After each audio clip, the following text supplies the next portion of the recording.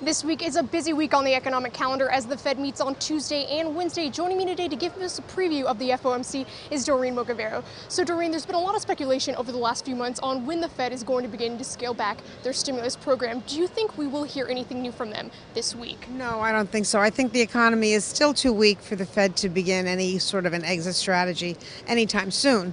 So to that end, I think it's going to be interest rates will continue to be where they are, and we'll hear much more of the same. Also this week, we are going to give two big pieces of data. We're going to get the second quarter U.S. GDP number as well as the July jobs report. Will the results give us any sort of clues on if the Fed will scale back stimulus in September like a lot of economists are thinking they're going to? Well, I think that those are the two numbers that are going to determine whether they do it or not. I don't really think that there's going to be much change in either one of the two.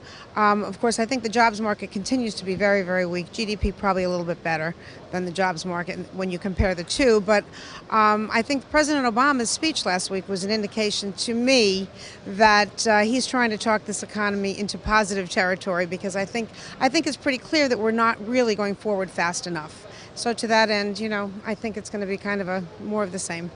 And finally, Bernanke is getting closer to the end of his term, and a lot of people are thinking that he might not have another term after January. Do you think that he wants to have some sort of QE exit strategy so that the next person that comes in is okay?